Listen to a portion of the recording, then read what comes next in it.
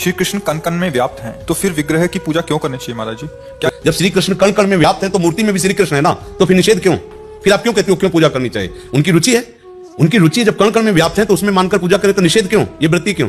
नहीं, गलत बात। जब ये तुम जानती हो कि श्री कृष्ण कण कण में है तो मूर्ति में भी है ना, तो पूज रहा तो प्रणाम करो उसको, उसकी निषेध वृत्ति क्यों लाई रही हो? एक आए थे हमारे पास किसी बहुत बड़े जिनका बहुत यश है, गंगा किनारे बैठे थे, तो उन्होंने कहा आपसे एक प्रश्न करने, 10-15 लोग थे। तो हम कहा बताइए, बोले जो मूर्ति पूजा करते हैं अज्ञानी है, तो परमात्मा निराकार है, तो साकार कैसे हो सकता है? तुम्हारी सोच है।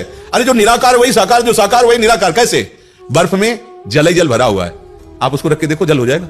जल ही और बर्फ है, बर्फ ही जल है। वो आकार धारण करे तो परमात्मा हो, ना धारण करे तो परमात्मा। ये बैर विरोध। बोले आकार की पूजा से बात नहीं बनती। तो हम कहा ठीक है, आप जिनके अनुयायी हो कभी उनको प्रणाम करते हो तुम?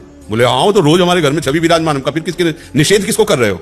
किसको निषेध कर रहे हो? घर में छवि विराजमान किए हो, वहां जाते हो, माला पहनाते हो, प्रणाम करते हो, तो आकार की तो पूजा कर रहे हो ना। अब चुप।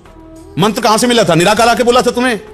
आकार ही तो मंत्र बोला, आकार ही ने तो उपदेश किया, आकार में ही तो फंसे हो, आकार से ही निराकार में पहुंच जाओगे। सब जगह वही विराजमान है, जो आकार रहित है वो सब जगह विराजमान है। उसी ने अपने आकार को प्रकट कर लिया है, उसी के सब आकार हैं, और वो सब आकारों से रहित निराकार है। वो सबसे परे है, सब में भरे है। या रात से रघुनाथ कर वेग न जाने कोई, और जो जाने रघुपत कृपा सपने मोह न होए।